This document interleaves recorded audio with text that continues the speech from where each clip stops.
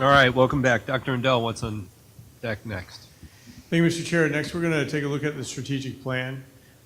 We've talked several times about the fact that we just revised our 5-year strategic plan, and we want to take some time to go through the different segments of the strategic plan to make sure that not only the board members are aware of it, because you've all been briefed, but we want our public to see the different aspects of the strategic plan, especially some of the goals that we set before ourselves to make sure we can track our progress and meet all these objectives. So I'm going to turn it over to Cynthia Rain, and she's going to take us through the 2 stages of this strategic plan, 2 segments of the strategic plan we're going to talk about today. Thank you, Dr. Rendell, and thank you, Board Chair and board members. I'm good to be here again. Like as Dr. Rendell said last month, we said we're going to dive deeper into each of our 4 goals, and at some of these board sessions and also at the leadership team meetings. And really this is to give each goal team the opportunity to share their strategies, objectives, metrics, and for all of us to align on the details and remain focused for our long-term vision. So just let's get going. Just an update. So remember, our new 5-year plan centers around 4 key goals: academic excellence, exceptional workforce, community connection, and operational efficiency. Last month, we focused on academic excellence. So at today's session, we're going to look at exceptional workforce and community connection. So we'll get right to it and start with the goal of exceptional workforce, which is to recruit, cultivate, and retain exceptional talent to positively influence students and advance academic and organizational excellence. The goal of exceptional workforce is supported by 4 key objectives. So I'm just going to go ahead and turn it right over to Mr. Dufresne. He's going to walk us through each objective and give us the how and the whys. Sure. Good afternoon, board. First, I want to give some flowers to Ms. Rayan. She's amazing and keeps us all on track, and none of this would be possible without her dedication and input. So thank you, Ms. Rayan. I appreciate you. Good afternoon. Again, we did 4 objectives in HR under exceptional workforce. Always want to recruit a strong pool of candidates. The objective number 2 is going to be one of my bigger lifts. It's to implement a comprehensive professional development framework. I'll talk about more of that in a second. Our 3rd objective is to retain a strong pool of candidates for all classifications. And the 4th is probably our biggest lift, and that's going to implement our new HRIS system or ERP system, is coming to alleviate a lot of duplicate work and manual labor and all the things. So next slide. Outstanding, you beat me to it. All right, so obviously we want to keep recruiting the best and brightest for our students to serve every student with excellence as the standard. I'm not going to go through a bunch of the metrics on how we're going to measure that. We've talked about it, and the public can see it at their leisure. Go ahead and go to the next one. Okay. Oh, sorry. Never mind. Our objective number 2, like I said, are probably our biggest lift, or one of our biggest lifts, is this year with implement a comprehensive professional development framework that offers all district employees targeted and continuous training opportunities. I wanted to focus on all district employees. I believe we do a great job getting our teachers ready to serve our students. I think we have room for growth with all of our employees. Helping them become leaders, helping them get a career ladder, et cetera, et cetera. We're going to really focus on that for all of our employees, anywhere from our bus drivers to finance to, you name the department. I want to be able to provide them with leadership opportunities and growth and professional learning. So we're going to focus pretty hard on that. That being said, a couple board meetings ago, Ms. Campbell and Ms. Wright asked me a question about all the with all the state statutes that are being changed and all the CTE pathways and all the leadership and certification and alt-cert, how are we with Manning on that? And I was like, oh, we got it, no big deal. My staff grabbed me by the ear and told me that, no, we could use a lot of help. So I'll be looking to make some strategic changes in that area to get them the help they need. Because like, you know, we've got 7 different pathways to be certified as a teacher, not including all the different CTE teachers that we have and all these programs we have, and we're trying to track. And then with state legislatures changing, it's going to be a pretty heavy lift, but I believe we can do it. So that's it for the professional development portion. Like I said, I'm not going to go through the metrics on it, but we've already talked. Objective number 3 is retain a strong pool of candidates. I've said that since I joined BPS. Once we get them here, we want to treat them amazingly and keep them here. We're going to give them the tools they need to be successful. I think that's our role here in HR is to give our people all the tools they need to be successful. And I also want them to be able to tie what it is you do to help. I mean, ultimately, right, we're trying to produce a workforce or college-ready students, right? And so what does I want everybody in BPS to understand what their role is in achieving that, right? Everybody's role is important, and we couldn't do it without each and every one of them here. So that's it for objective number 3. And again, our 4th objective is implement a new HRS system or ERP. If anybody has had the pleasure of trying to go through Beacon, it can be a challenge. We have a bunch of manual procedures here that need to be fixed, and this system is going to do that. In order to get that system up and running, we're going to need to train all of our 9,000 employees to actually use it, and that's going to be a pretty heavy lift as well. So that's pretty much it for my objectives. Like I said, I didn't go through the strategies or the metrics. We can do that. If you have any questions or if the public has any questions, I'd be more than happy to address. But those are the big lifts for HR and the exceptional workforce. Do you have any questions? I have one, Mr. Yeah. Chair, if that's okay. What is our average hire time right now? Do you know? Say that again? The average amount of time it takes to hire on a new employee? What is that now? You're trying to get down to 30 days. What are we at? Oh, we're under a week on Okay, that. so then that one's already been met. Shh. Right? Okay. We're working on it. All right. So here's the issue. We have a new, I'm forecasting an issue with that in the future with our new fingerprint program. Right. It could take up to 2 weeks for new employees to go through the system. Now, it's great if they're a current employee of the state at somewhere, right? And that's just a quick, done, bring them over. But if it's new, because the whole state is trying to implement this program, I'm projecting, and I've heard some projections of up to 2 weeks delay.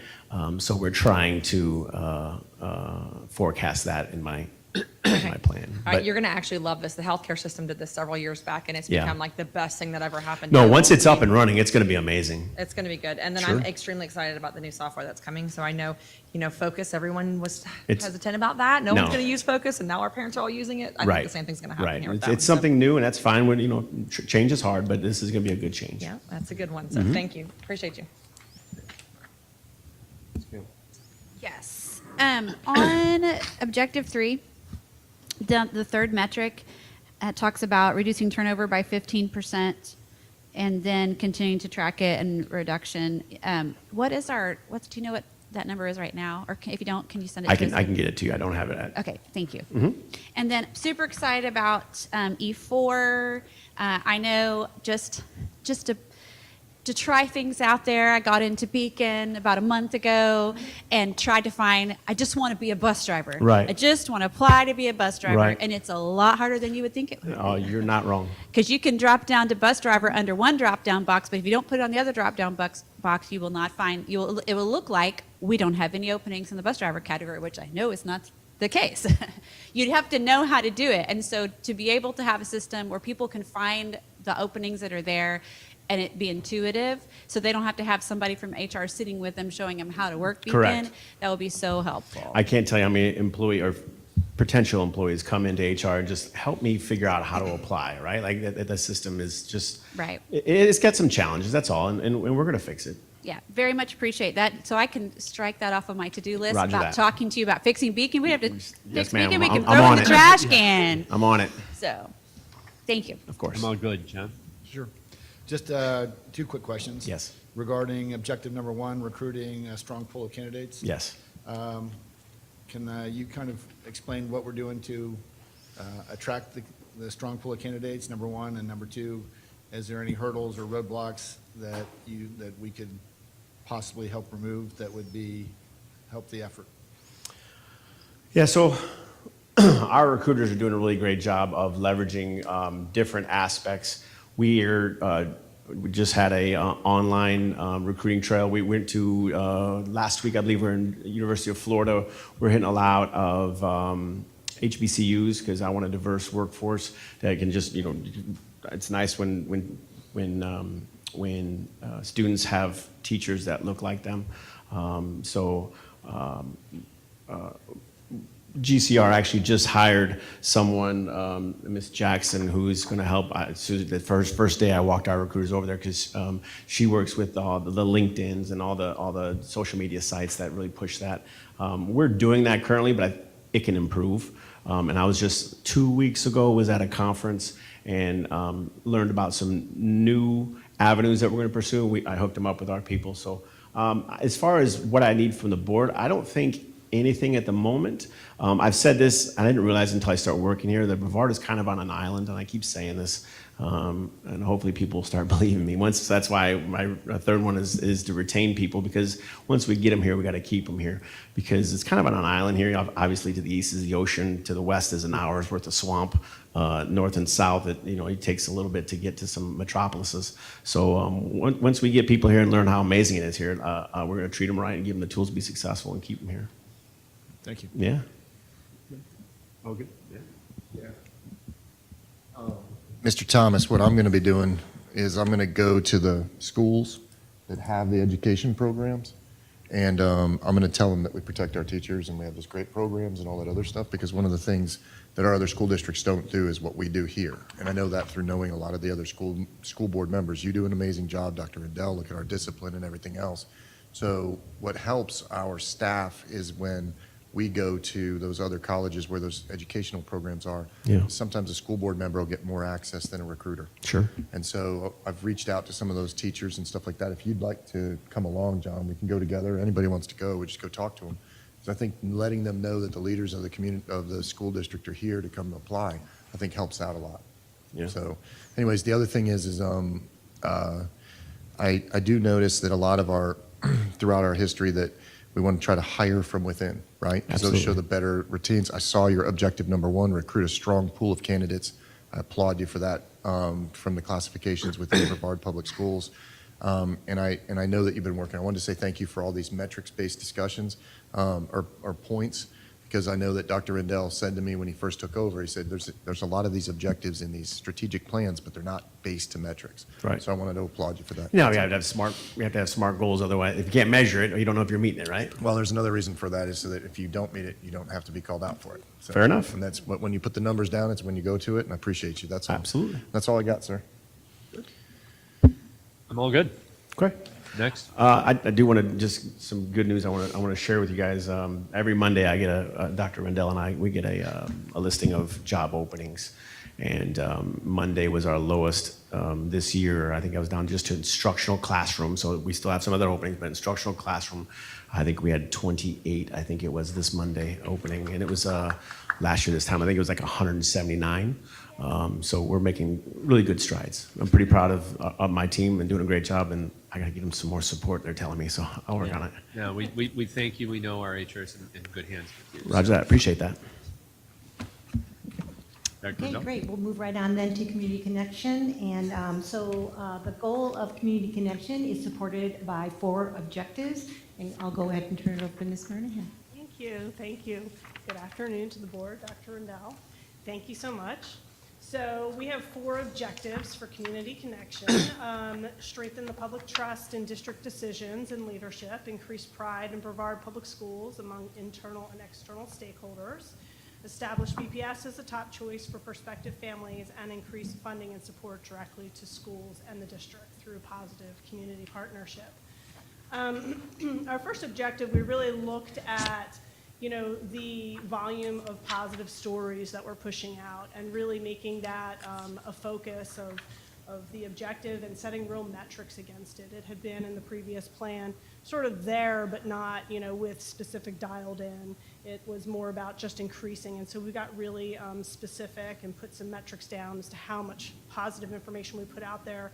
So we had the 10 positive media stories each quarter, and that's things like if you're on, our Facebook, it's the CTE tours, it's the water safety, it's all of the materials we're doing with Coffee Bean, and pushing those in terms of our social media, but also inviting our media partners, really trying to engage those audiences. Managing the crisis with accuracy and speed. So those are really the two things that matter the most in crisis, accuracy and speed. And one of the challenges I've noticed since I got here is the speed sometimes is a challenge because you're dealing with trying to talk to principals and trying to talk to the sheriff's office, and there's a lot of stakeholders before we send out messaging. So initially, really, the goal is to sit down and start recording and just having that metric of what is the speed. Accuracy is already happening, but what is the speed in these situations, particularly shelter-in-place, lockdowns, evacuations, things that get parents really concerned. Parents are my main focus when I'm thinking of that in terms of speed and getting messaging to families. And so really sitting down and recording that and then looking at what are our opportunities for increasing the speed and getting that information out more quickly. How can we work with principals and the sheriff's office to get the information faster and to respond to families quickly. And then, gathering feedback from parents and students. We have the parent leadership team and the student advisory council, which we've had before, but really those sources are fantastic for us to have that, direct feedback. One of the things we're going to try and do next school year is really increase membership in both of those groups. For our objective 2, increase pride in Brevard Public Schools among external and internal stakeholders. Really, this surrounds, we're going to track our social media engagements through likes, comments, shares, and we're going to track sort of the interaction with our newsletters. So, in the past, we have tracked things like follows. And I think it's really important to track things that are closer to engagement. So if you think like people who are actually not just seeing it, or they're not just coming across it on their page, but they're interacting with us. They're liking it, they're commenting it, and looking at the trends and really shifting, being willing to adjust our sails, particularly on social media, and say, hey, this is working or this isn't working. And the same thing with the newsletter, sort of taking that and saying, how do we get people engaging with it more? And creating content that is different for two newsletters. So we have the internal and external, but right now the content's a little too similar, and sort of taking that content and dividing it a little bit more for those two different audiences. We've engaged with a social media and a media monitoring service, which we've never had before. We just really signed the contract and started working on it last week. So hopefully we'll be able to show you all and the stories that are out there and have a better gauge of what's out there. The other thing it does for us with the social media component is it allows us to receive alerts. So if for some reason BPS is suddenly, or one of our schools is suddenly popping off on social media, it tells us. And I mean, the problem with social media right now is just that, oftentimes things are happening before I know they're happening. And so that's a really helpful, useful tool. And then you're just highlighting employees, which I think we already do a really good job of, but continuing that and making that, something that really matters, and doing that through the school board, and then taking that and pushing it out on our digital platforms, since, it really is the employees and the kids that are the heart of the school. It's the heart of our message, and it's where, a lot of our energy should be pushed. For our third objective, establish Brevard Public Schools as a top choice for prospective families. Yeah, I think this metric could be measured by a lot of different groups, but one of the things that when I got here, my background has been very corporate communications, and you always have a product. You're measuring how you're selling your product is how well your marketing campaign's going. And really our product is our schools. And so it may be, with population changes and whatnot, there may be challenges to measuring it, but I still think we should measure it as in terms of, seeing if what we're doing is effective. And, one of our big pushes is to push the IBs, the Cambridge, the CTE, the art, the band, our special programs. So also looking at, how are we doing with enrollment in those programs as we sort of push that narrative and tell people what's in our schools. I think we have so much, particularly in the CTE area in our schools, that really people don't know about. And so I think it's making sure that message is out there. It's inviting the media out to events and, creating a lot of these tours where some of these tours that we're creating, the CT tours, they're not just for the media. You know, they're for our internal marketing efforts, and they're also for other legislators and people in the community. You know, business partners, we're inviting chambers. We're using it as an opportunity to get people in our schools. You know, the more they're engaging with us, the more we're going to be able to work with them. All right, I gave myself a bunch of notes on this next page, just in case you guys have questions. All right. So increased funding and support directly to schools and the district through positive community partnerships. So when you think of how GCR is bringing funding into the schools, it's two buckets, right? It's the partners in education bucket, and it's the advertising bucket. And so increased district-wide advertising revenue by 25% is the goal from what is almost 600,000 right now. When you think of advertising, we're talking about sponsorships on buildings, we're talking about banners at schools, parking signs, we're talking about digital advertising on our website, the calendars where we're receiving advertising. So that's advertising, if that sort of spells out that bucket for you. And then we have this Partners in Education program that Yvette runs and does just a fantastic job. And our goal is to increase the cash coming into that program by 5%, as well as donations coming in, and to raise volunteer hours by 10%. So when you look at these buckets, cash really is what it sounds like. It's cash, money coming in through actual cash or gift cards through the Partners in Education program, or donations, which is, you know, it's a value of a donated item, right? So what we have our Partners in Education doing is quarterly reporting to Yvette any donated items and putting values on those, and that's how we're getting that number that you're seeing right there. And then you'll see the raise volunteer hours by 10%. I know Student Services is also working on volunteer hours. These are volunteer hours very specific to PI, so very specific to business partners and community partners who are in our schools. But we are going to work with Student Services to try and, you know, help all the volunteer hours come up and use some of our experience with tracking volunteer hours to help them track theirs as well. Some of the things you might not be aware of is throughout this PI program is we have newsletters that we don't talk about that much. So the PI coordinators receive a newsletter. We have the business partners who are in PI receive a newsletter, and we've just started a new sales email and sales newsletter to try and bring in sales direct. So we're trying to do a lot more direct selling from GCR as opposed to using external sources.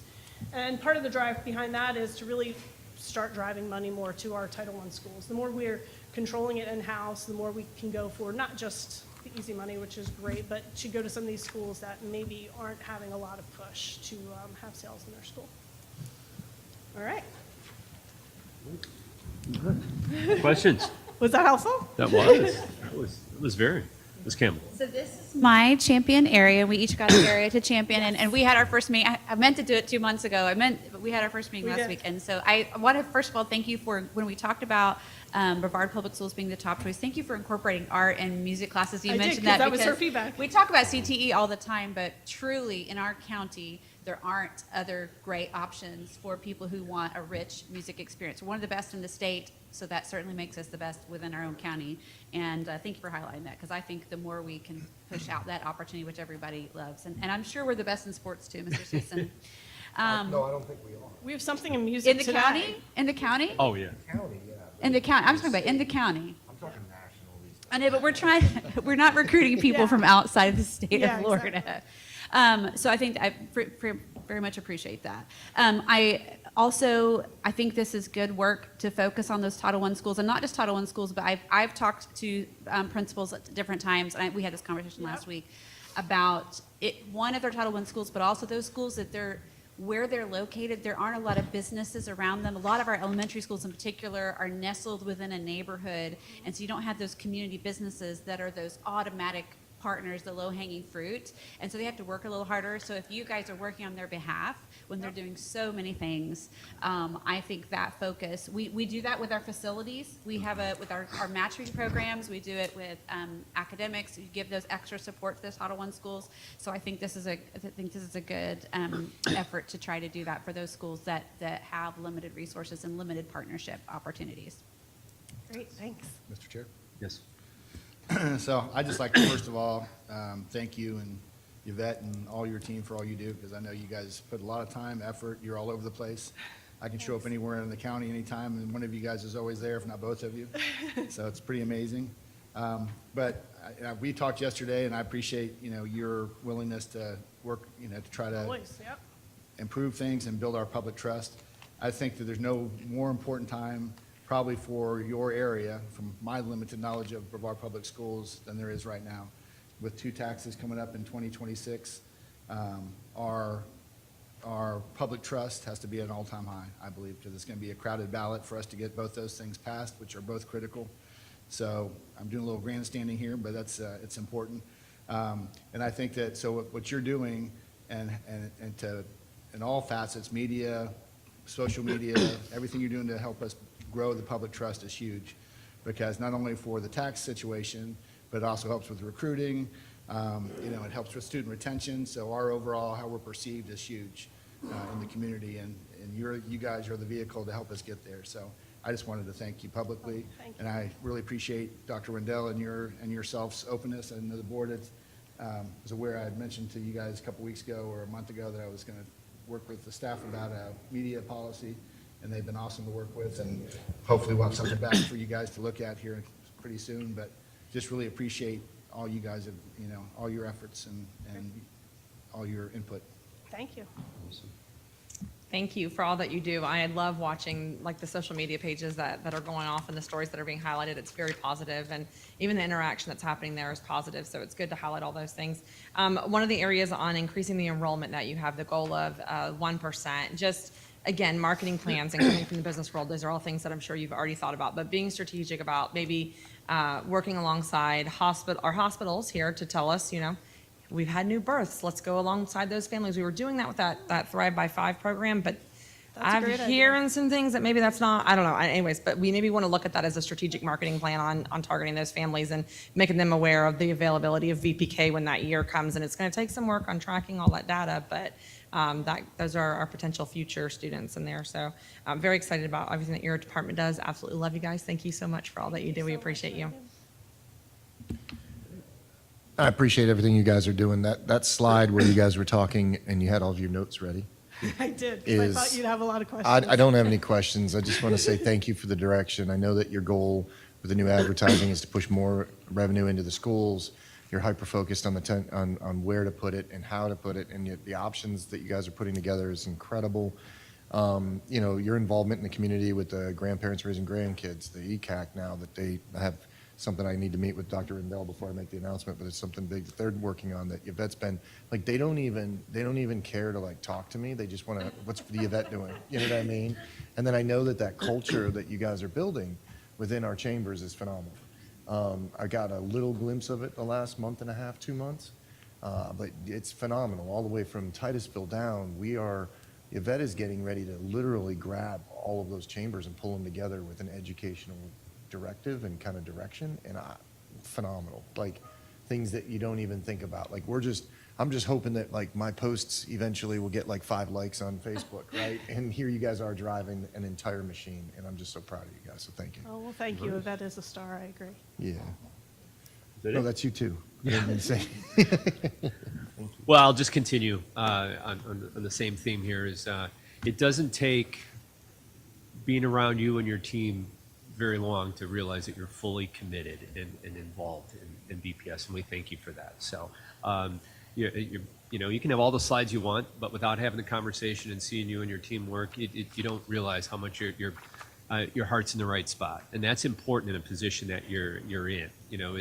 I hope that you were able to disconnect at some point and go home to your family, but it really does seem like you just live and breathe BPS, and those are the people out there don't get the chance to know you, but we're fortunate to have you and your staff. You've put together a staff that they're like-minded in the sense that the exposure of BPS is at the utmost importance to you and your staff, and we're in good hands with you. So keep it up. Thank you so much. Thank you so much. Thanks.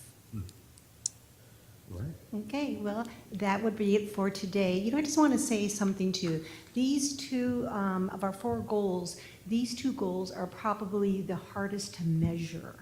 And behind the scenes, they have been working really hard. You know, they have a vision, they have the plans. Putting it in paper was one thing, putting it in the plan was one thing. And then we get down to where it's like, I need data on this. And tracking it is just huge for them. So they've just been doing such hard work. So I look forward to when we can see some real visual charts and graphs and stuff like that and see how we're moving the needles. Miss Cynthia, that's a testimony to you and the hard work, because I have heard numerous times about how you are driving this ship and you are doing an amazing job. So thank you again for all of your hard work with the strategic plan.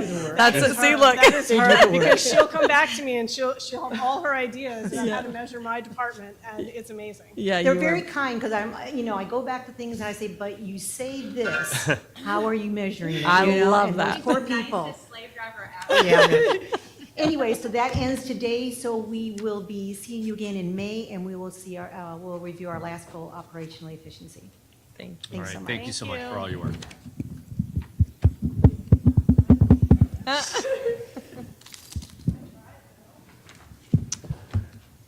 All right.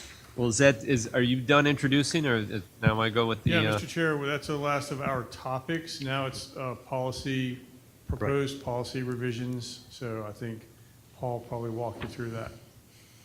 We have it? Yeah. All right. Do we Yep. want to go page by page? I would open it up for the board, just go down to point out any of the questions, comments that they have on any of the policies. That'll probably be the fastest way than going through all of them. I believe most of them are all just Neola Yeah. revisions for the most part. All right, so why don't we just open it up? All right. Those of us that have questions, concerns. And computers would help. Sorry. I just had a couple of things. So we have these several policies about meetings that we're rescinding so that we can just have the one Right, Neola condensed them all into one. into one. I did notice so we're keeping 165. 164. 164, sorry. Yeah, they Why do I have consolidated 5? 165. They put a whole bunch in 165. from Okay, what I I'm talking about understand. 165. So Okay. 165 we're keeping. We're right? keeping it as amended by Neola. As amended by Neola.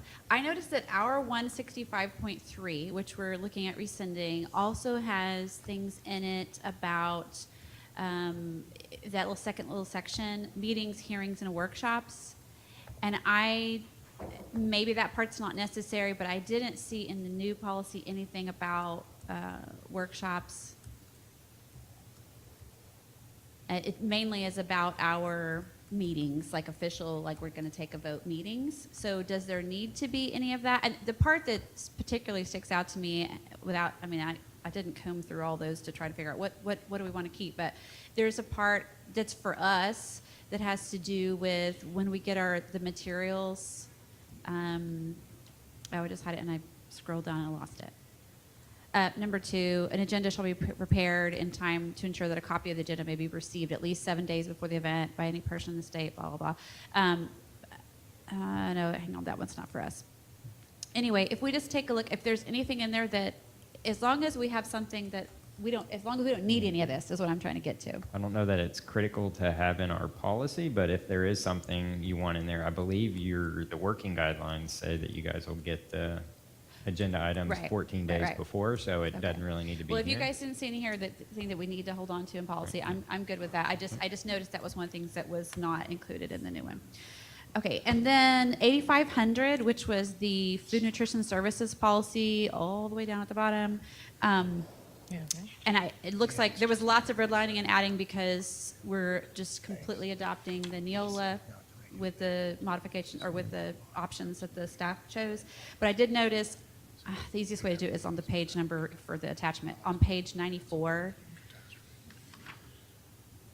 doesn't have a number. All right, you're going to 85. Yeah, page 94 of 103. Down, Under it's what about, option? yeah, it's close to the bottom. It's right above the part that says option A, and it begins, the paragraph begins, a student who has exceeded the permissible negative balance, that part. All right. There's something when we crossed out lines that it doesn't make sense.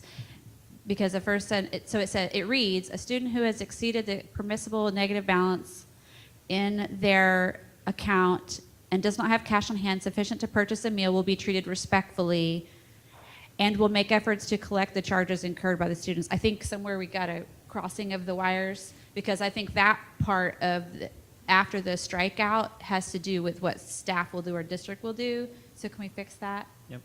Yeah, we'll take a look at it.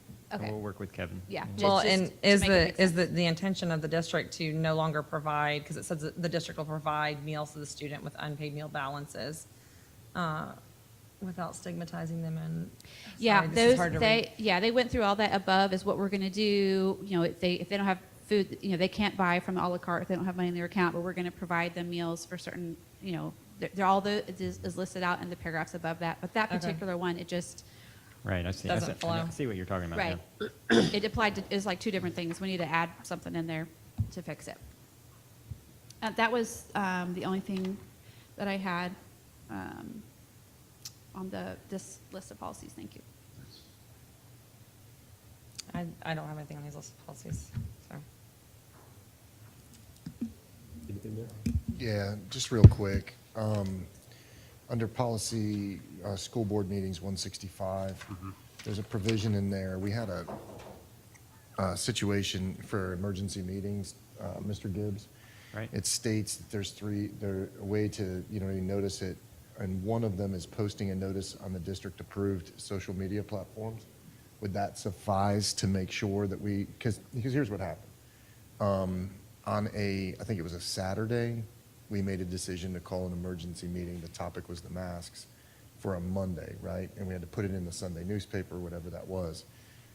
Does doing it on the social media platforms, is that okay? Yeah, for an emergency meeting, Right. yeah, we try to go full tilt on everything. We put it on, we get it out to the news, the radio, put Right. it on the website, But it's okay. advertise it in every publication we can get it in. Yeah, I see that 48 hours and all that stuff. Yeah. But if we run into a situation where we have to call an emergency meeting for whatever reason, God forbid, we can post it on the social media, but we don't have to do it but if the 48 hours for the radio is not there, or the 1 day for the print media, we Well, can get it on the social The media. 48 hours is for special, Yeah, that's not not emergency. Emergency is you get it out as best you can through whatever media platforms you can, because it's health, safety, welfare issue. So if it's a special meeting, you got to give the 48 hours notice, so that's different. But now we're doing all of our notices for meetings on the district's website pursuant to the new statute.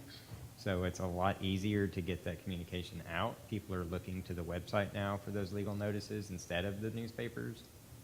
So the timing lag has cut down quite a bit. But yes, we can push it out through social media. We push it out everything for an emergency meeting. Yeah, here's what it reads. It says, notice of emergency meeting shall be provided in a manner that is fair under the circumstances and necessary to protect the public interest. The board shall attempt to provide immediate public notice of all emergency meetings as follows. And then Right. it goes 1, 2, 3, 4. Yep. And my question is do all 4 have to be done in order to have an emergency meeting, or does just the approval of social media platforms suffice? Yeah, we would attempt to get it out through all of them for an emergency meeting. The reality is newspapers, if it happens on like a Friday, you're not going to get it out if you're going to call a meeting, because they need 2-day lead. Right. And then it's not going to run for like 2 more days. So the newspapers are out for the most part, so we usually rely on the news, the radio stations, and posting on the websites and social media. But if all of those 3 don't and the 4th one does, we're okay, right? Yes. Okay, that's it. That's all. All right, that's it for me right now. Thank you. Ms. Wright, anything? No. Thomas? Any board member have anything further to discuss? Oh, I do. We have a birthday that we have to acknowledge that's in the room, and so he almost got away without it. So, Mr. Cheatham, happy birthday to you. All right. As there's no further business, this meeting is adjourned. Sorry, Russell.